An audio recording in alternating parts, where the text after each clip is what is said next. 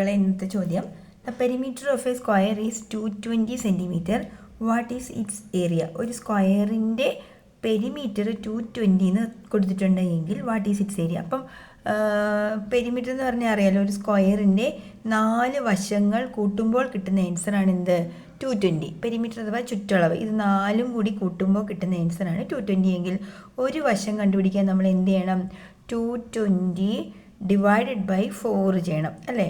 അപ്പോൾ ഇത് കട്ട് ചെയ്യുമ്പോൾ എത്ര വരും, 4 5 20.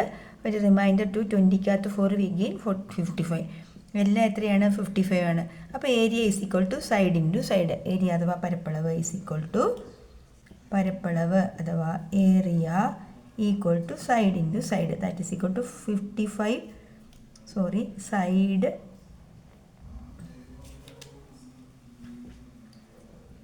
Side into side. That is equal to 55 into 55.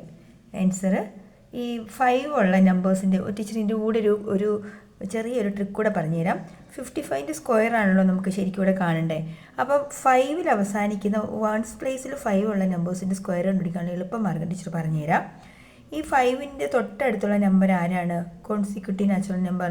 5 കഴിഞ്ഞ് 6 അല്ലേ. അപ്പം 5 6s ആർ ചെയ്യുക, 6 5 30. ദെൻ 5ൻ്റെ സ്ക്വയർ എഴുതുക 25. അതായിരിക്കും ആൻസർ. 55 ഇൻറ്റു 55 3025. സംശയം ഉണ്ടെങ്കിൽ നമുക്കൊന്ന് ചെയ്ത് ടീച്ചർ കാണിച്ചു തരാം.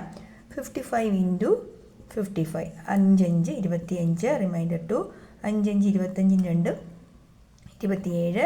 5 5 25 റിമൈൻഡർ 2 5 5 25 27.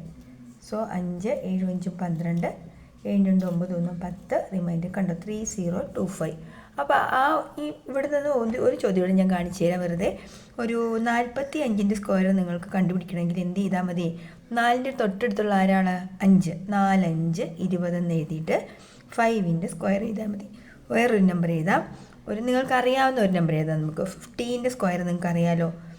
അപ്പോൾ 1ന് തൊട്ടടുത്തുള്ള ആരാണ് 2. 1 2s ആർ 2 എഴുതിയിട്ട് 5ൻ്റെ സ്ക്വയർ കണ്ടോ. ഇനി 25ൻ്റെ നിങ്ങൾക്കറിയാമല്ലോ, 625 അറിയാം. നമുക്കൊന്ന് ചെയ്ത് നോക്കാം. 2 കഴിഞ്ഞിട്ടുള്ള തൊട്ടടുത്ത നമ്പറാണ് 3.